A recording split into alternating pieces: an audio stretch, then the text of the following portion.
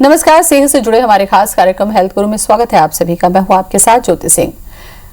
Corona संक्रमण के इस मुश्किल के दौर में हर व्यक्ति परेशान है। लोग जहां महामारी से जूझ रहे हैं तो वहीं कोरोना को लेकर लोगों के मन में भय भी व्याप्त है।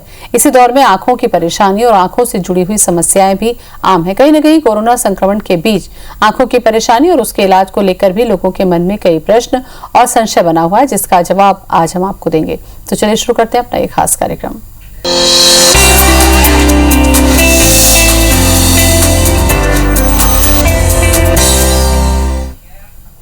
और इसी पर चर्चा करने के लिए आज हमारे साथ जुड़ रहे हैं डॉक्टर आशीष मोहबिया, director Sai Baba eye hospital. Doctor आशीष, बहुत बहुत स्वागत है आपका। नमस्कार मैडम। डॉक्टर साहब, चूंकि कोरोना काल में अगर सामान्य सी तकलीफ है तो भी हॉस्पिटल जाने से लोग डर रहे हैं। ऐसे में अगर आंख से जुड़ी तकलीफ, खास करके बहुत तेज गर्मी जब पड़ने लगती है तो आंख से जुड़ी बहुत सारी तकलीफें भी लोगों को होती है।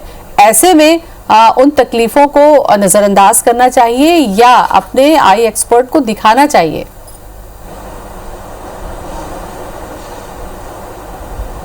मैम, सबसे महत्वपूर्ण बात तो यह है कि इस समय जो कोरोना काल में जो तकलीफें आ रही हैं वो कोरोना भी हो सकता है। पहली बात तो ये समझना होगा कि हमें कोरोना भी हो सकता है और कोरोना के कारण भी हो सकता है। अगर हम कोरोना से गुजर चुके हैं भगवान की दया से और सुरक्षित हैं तो कोरोना के कारण भी हो सकता है, ये भी हमको समझना होगा। तो आपके प्रश्न का उत्तर तो ये बिल्कुल सीधा था, सिंपल है कि हमें नजरअंदाज तो बिल्कुल नहीं करना चाहिए। इसके लिए हमारे अस्पताल ने भी और बहुत सारे अस्पतालों ने टेली कंसल्टेशन की सुविधा भी दे रखी है। खासकर वो सीनियर सिटीजन, हमारे माँ बाप जो हैं, जो कुछ उम्रदराज हैं, वो उम्रदराज लोगों को लाने की जरूरत ना पड़े छोटी मोटी समस्याओं के लिए, उसके लिए हमने एक हेल्पलाइन सुविधा दे रखी है और भी बहुत सारे अस्पतालों ने सुविधा दे रखी है। तो प्लीज इग्नोर ना करें, पहली बात तो ये। दूसरी बात मैं कहना चाहूंगा कि कोरोना में जो आजकल जो कॉमन समस्याएं हैं गर्मी की, वो उससे मिलती जुलती समस्या आने लगी है। जैसे कि गर्मी आती है तो आंखों में एलर्जी की समस्या बढ़ जाती है, आंखों में सूखेपन की समस्या बढ़ जाती है। हम पहले इस पर चर्चा कर लेते हैं थोड़े से देर के लिए। आंखों में जब गर्मी आने से क्या होता है कि मौसम की जो वातावरण की ह्यूमिडिटी है काफी कम हो जाती है। ह्यूमिडिटी कम होने से आंखें सूखने लगती हैं। वो सज्जन या वो लोग जो स्क्रीन पे काम करते हैं, तो क्या होता है जब भी हम कोई स्क्रीन देखते हैं तो हमारी पलकों की झपकने की जो गति है थोड़ी कम हो जाती है और ज्यादा देर तक खुली रहती है हमारी आंख, तो आंखें ड्राई होने लगती हैं। इसके लिए हमको कुछ अच्छी क्वालिटी के लुब्रिकेटिंग आई ड्रॉप्स यूज करना चाहिए और इससे वो आमतौर पे ठीक भी हो जाते हैं। इसके सामान्य इस बीमारी के लक्षण ये हैं कि आपको ऐसा लगेगा कि आंखें सूख रही हैं, नंबर 1। और दूसरा लक्षण ये होता है कि ऐसा लगेगा कि आपके आंखों में कुछ रेत के कण चले गए हैं, बारीक कुछ कंकड़ जैसा आंख के अंदर चला गया है। ये 2 लक्षण अगर हैं तो ये बताता है। और खासकर अगर स्क्रीन का टाइम आपके साथ ज्यादा है, चाहे वो मोबाइल हो, बच्चों में आजकल मोबाइल और खासकर क्लासेस बच्चों की होती हैं तो लैपटॉप, वो लोग घर से काम कर रहे हैं, तो इसमें ये दिक्कत आने लगती है। अब जो सामान इसमें हम जो उसके लिए उपाय करते हैं वो ड्रॉप्स अच्छी क्वालिटी का इसलिए होना चाहिए क्योंकि इसको हमको लंबे समय तक डालना होता है। किसी भी ड्रॉप में दवाई के साथ प्रिजर्वेटिव या केमिकल भी होता है जो ड्रॉप में बैक्टीरियल संक्रमण होने से रोकता है। तो ऐसे केमिकल को अगर आप लंबे समय तक डालेंगे तो थोड़ा सा नुकसान कर सकता है। तो इसमें ये दवाइयां कुछ सस्ती आती हैं जिसमें केमिकल्स होते हैं और कुछ महंगी आती हैं, इसलिए आती हैं क्योंकि वो केमिकल फ्री होते हैं। तो अच्छी क्वालिटी के ड्रॉप्स डालने चाहिए। अब रहा सवाल जो कोरोना का, तो कोरोना में अक्सर लोग ये पूछते हैं कि कोरोना में किस प्रकार के संक्रमण आंखों में होते हैं, किस प्रकार की समस्याएं आंखों में आती हैं। तो सबसे पहली जो समस्या आती है जो बहुत कॉमन है और इस समय होने की संभावना भी ज्यादा होती है, आपने सही गैस किया, उसका नाम है कंजंक्टिवाइटिस, यानी कि आंख आना। तो बहुत सारे लोगों को आंख आती है, वो आंख आने की समस्या ऐसा लगता है कि मौसमी आंख आई हुई है, लेकिन इस समय तो समझ लीजिए अनलेस प्रूव्ड अदरवाइज हम मान के चलते हैं कि आंखों में वायरस का संक्रमण जो है वो कोरोना ही होगा।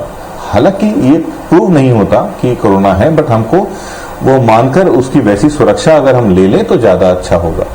अब ये भी लोग सोचते हैं कि आंखों में संक्रमण हो गया मतलब मुझे कोरोना शरीर में हो ही जाएगा या मेरे फेफड़ों तक पहुंच जाएगा।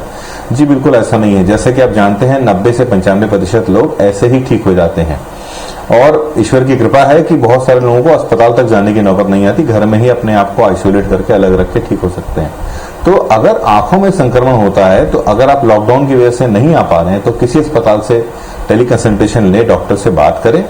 मेडिकल स्टोर से दवाइयां न लें क्योंकि मेडिकल स्टोर में कई बार वो मेडिकल स्टोर वाले भाई लोग कई बार जाने अनजाने में स्टेरॉइड की दवाइयां दे देते हैं, कई बार वो उल्टा काम कर जाती है। और आंखों में आगे चल के मोतियाबिंद या कई बार बहुत लंबे समय तक डाल दिया जाए तो अंधापन भी आ सकता है। तो स्टेरॉइड्स किसी भी फॉर्म में आंखों के लिए ना लें। ये ना सोचे कि कोरोना में तो स्टेरॉइड्स देते हैं, आजकल हर कोई मेडिकल की बहुत सारी बातें समझने लगा है, तो ये गलतियां ना करें। दूसरा, ये अपने आप को थोड़ा सा आइसोलेट कर ले कि भी हो सकता है कि ये संक्रमण आंखों के अलावा मेरे छाती में जाए या कोरोना ही हो। अब क्या ऐसा होगा जिससे हमको पता चल जाए कि हमारी मेरी आवाज आ रही है आपको? जी जी जी बोलें। अगर ऐसा लगता है कि आपको खांसी सर्दी हो रही है तो डेफिनेटली फिर उसको कोरोना ही मान के चलना चाहिए और आपको टेस्टिंग करा लेना चाहिए कुछ दिनों में। और अगर आपको लगता है कि कंजंक्टिवाइटिस है और दूसरी आंख में आके ठीक हो रहा है तो मतलब ये फिर डरने की बात नहीं है। लेकिन आइसोलेशन दोनों ही कंडीशन में काम आएगा क्योंकि कंजंक्टिवाइटिस भी फैलता है। बिल्कुल।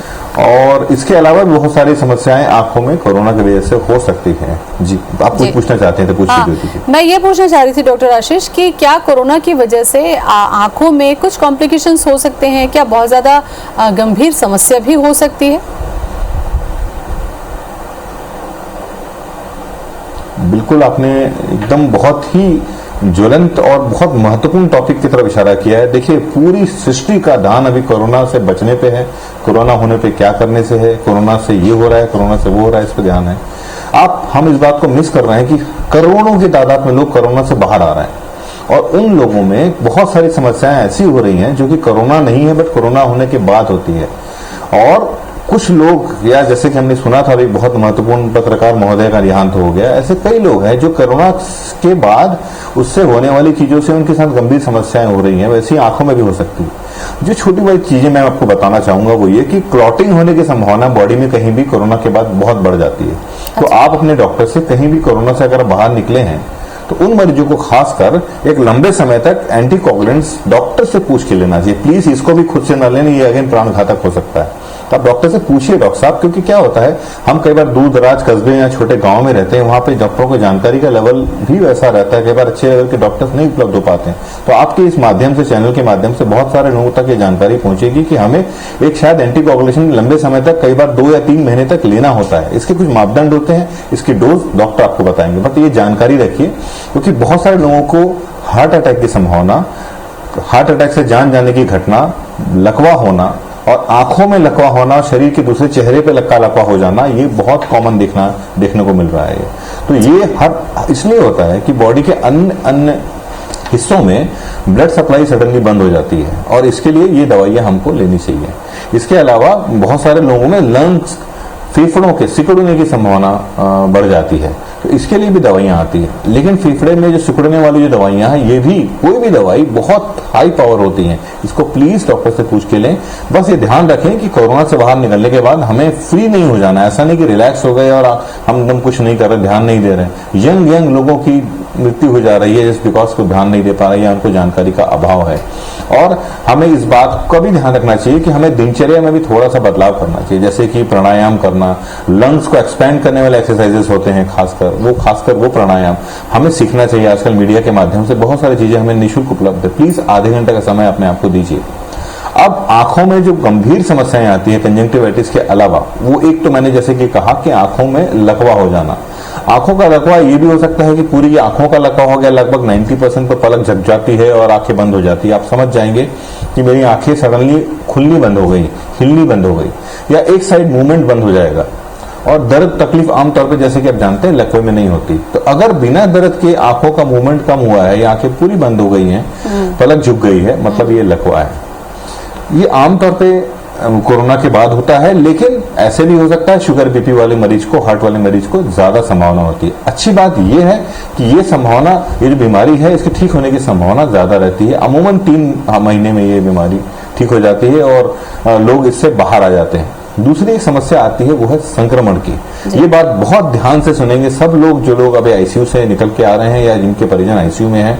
डॉक्टर्स बहुत ध्यान रख रहे हैं कि वहां पे संक्रमण ना हो। और बहुत सारे लोग इसलिए भी नाराज होते हैं कि डॉक्टर से मिलने, मरीज से मिलने नहीं दिया जा रहा है। लेकिन ध्यान रखिएगा, आपका मरीज जब आईसीयू में एडमिट है या फिर अस्पताल में एडमिट है, उसे बहुत हाई डोज की स्टेरॉइड दी जा रही है, बहुत हाई डोज की ऐसी दवाइयां दी जा रही हैं जो बीमार इम्यून सिस्टम को डाउन कर देता है। क्योंकि वायरस उतना नुकसान नहीं करता, जान नहीं लेता, जितना इम्यून सिस्टम का हाइपर रिएक्शन जो बॉडी में होता है वो हमारी जान ले लेता है।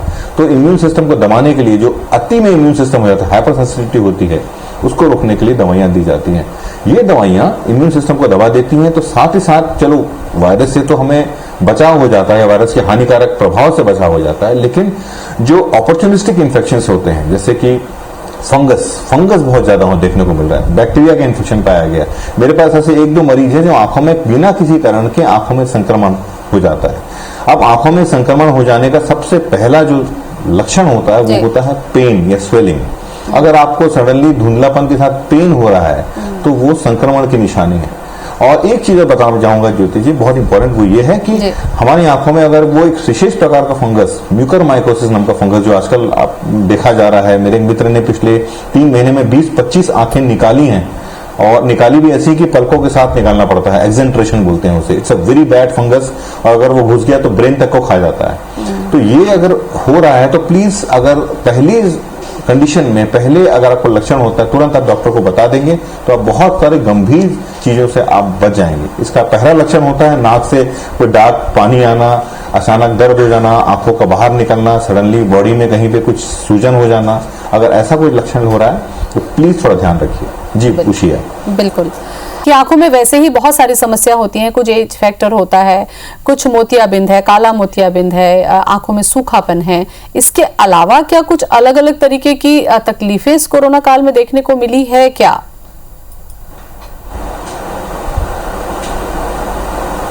जी, इस कुछ चीजें और भी हमें मिली हैं, जैसे कि मैंने आपको भी इसमें संक्रमण के बारे में बता रहा था। ये संक्रमण 2 प्रकार के हो सकते हैं। एक तो आंख की जो गोला है, बॉल है, उसके अंदर में संक्रमण होता है, इसे हम एंडोफ्थेल्माइटिस बोलते हैं। ये संक्रमण आंखों को नुकसान कर सकता है, आंखों को ब्लाइंड कर सकता है, लेकिन जान नहीं लेता।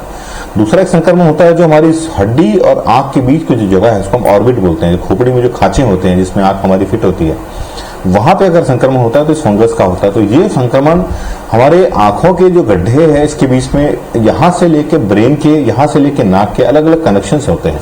उन दरारों से वो फंगस जाके हमारे ब्रेन पे असर कर सकता है अगर कोरोना के बाद हमारी इम्यूनिटी डाउन है और दवाइयां कुछ विशेष चली हुई हैं तो। इसलिए इस प्रकार के संक्रमण हमारे बहुत खतरनाक और जानलेवा हो सकते हैं। इसके अलावा जो हमारे अगर आंखों को हम समझ लें कि एक प्रकार का कैमरा है और ब्रेन को समझ लें कि हमारा सीपीयू है, कंप्यूटर है, तो एक केबल होती है जो कैमरे और कंप्यूटर को जोड़ती है, उसको कहते हैं ऑप्टिक नर्व या नस।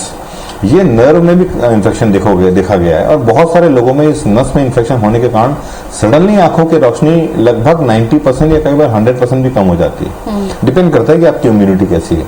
तो ये इस प्रकार की समस्या भी देखने को मिली है कि जब लोगों में इस प्रकार से ऑप्टिक नर्व में इन्फेक्शन पाया गया।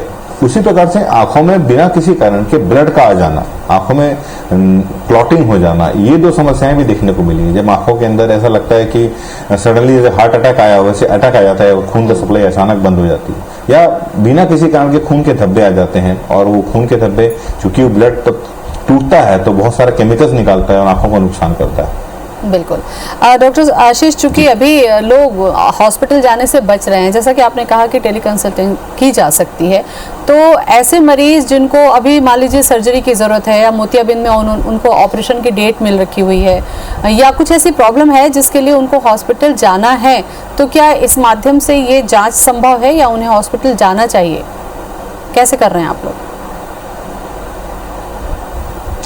जी, एक्चुअली जी बहुत सारे जैसे मोतियाबिंद बोलते हैं कि है तो ऐसे तकलीफ नहीं देता, बट अगर वो ज्यादा पक जाए तो फिर काला मोतिया हो सकता है। अगर ज्यादा पकने से फट जाए तो रातों रात आंखों की रोशनी जा सकती है, मतलब ग्लोकोमा हो सकता है। ये सब समस्याएं भी आती हैं। तो इसीलिए जो ज्यादा करके आंख के अस्पताल होते हैं वो कोविड सेंटर्स नहीं होते, वो स्टैंड अलोन सेंटर्स होते हैं। और वहां पे हम लोग इस बात का ध्यान रखते हैं कि मरीज के बीच में जो दूरी है, डिस्टेंसिंग है, उसका पालन किया जाए, मरीज को सेफ रखा जाए, अपॉइंटमेंट लेके ऐसे बुलाए। खासकर आंखों के मरीज जो होते हैं वो उम्र दराज होते हैं, एल्डरली होते हैं, इन सीनियर सिटीजन को बहुत ध्यान से बुलाया जाता है। तो प्रक्रिया तो चालू है, लेकिन उतनी सेफ्टी के साथ हम उनको बुला के, मोतियाबिंद ऑपरेशन भी हो रहे हैं, लगातार हो रहे हैं। बल्कि बहुत सारे लोग अब जो खासकर कोरोना से बाहर आ गए हैं, थोड़ा सा उनकी फैमिली में वो बोलते हैं कि हम ऑपरेशन इस समय का सदुपयोग कर लें। तो ऐसे भी लोग हैं जो हमारे यहाँ रोज ऑपरेशन हो रहे हैं। तो लोग हैं, करा रहे हैं, लेकिन हमको इस बात का ध्यान रखना पड़ता है कि हम प्रॉपरली मास्क पहने, डिस्टेंसिंग मेंटेन करें और सारी चीजों का पालन करें, तो निश्चित तौर पे संभव है। और घर पे नहीं बैठना चाहिए, फोन से अगर हो सके तो फोन पे, और अगर लगता है कि अस्पताल में जाना है तो सारे अच्छे अस्पताल प्रोटोकॉल्स का फॉलो करते हैं, हमें बेझिझक और बिना डरे अस्पताल जाके जांच करानी चाहिए। बिल्कुल। सामान्य तौर पर जो जांच होती है डॉक्टर साहब की 40+ है, या आपको साल में एक बार रूटीन चेकअप कराना चाहिए, और हो सकता है कि इस बीच में उनको जरूरत हो कि उनको रूटीन चेकअप कराना चाहिए, या उनको ऐसा लग रहा है, तो क्या उन्हें आप तक पहुंचना चाहिए या थोड़ा सा वेट कर सकते हैं वो?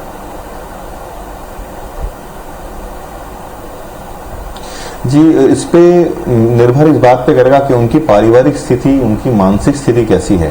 देखिए, कोरोना ऐसा नहीं कि 5 दिन में खत्म हो जाने वाला है। कोरोना तो हो सकता है कम हो जाए, बट इसका डर तो मुझे लगता है आने वाले 1 साल तक धीरे धीरे बना रहेगा।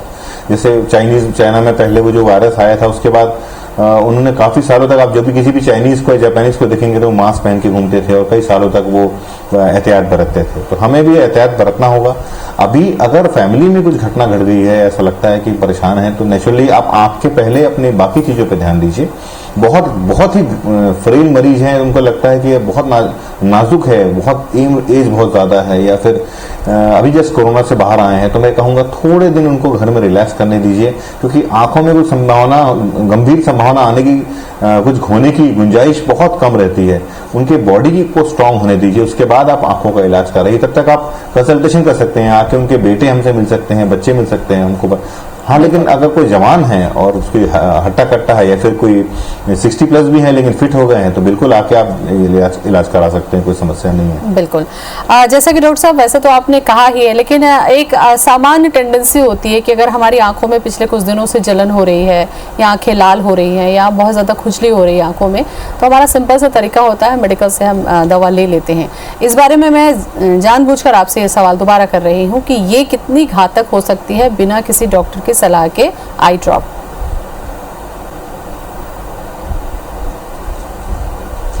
ये 2 चीजें होती हैं जो मुझे लगता है कि हमें समझनी पड़ेगी आंखों को लेके। पहला मेडिकल स्टोर, और दूसरा है चश्मे की दुकान।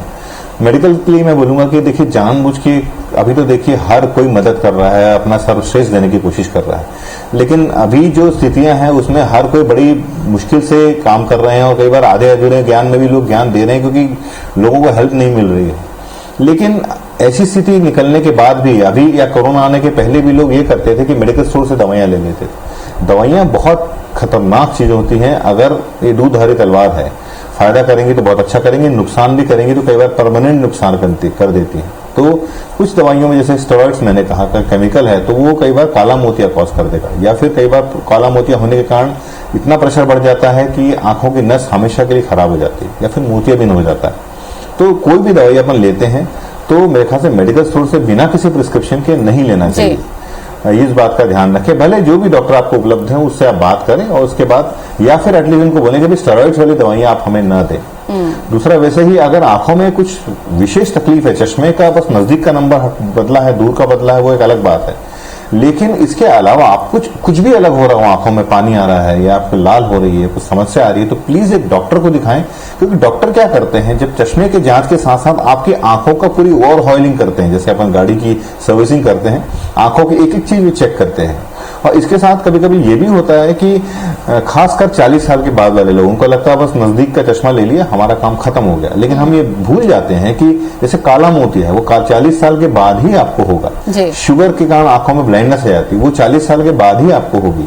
बीपी की समस्या, वो 40 साल के बाद ही आपको होगी। तो बेहतर रहेगा 40+ वालों को आंखों के डॉक्टर को दिखाना चाहिए, भले हमें थोड़ा सा वेट करना पड़े। बिल्कुल, काफी अहम जानकारी डॉक्टर आशीष आपने दी, क्योंकि लोगों की जो एक स्वाभाविक आदत होती है उसको ध्यान रखना जरूरी है। क्योंकि आंखों में अगर आपने एक बार दवा डाल दी और वो गलत हुई, तो अगर आंखों की ज्योति चली गई तो दोबारा नहीं मिलती। शुक्रिया आपका बहुत बहुत जानकारी के लिए। जी, थैंक यू।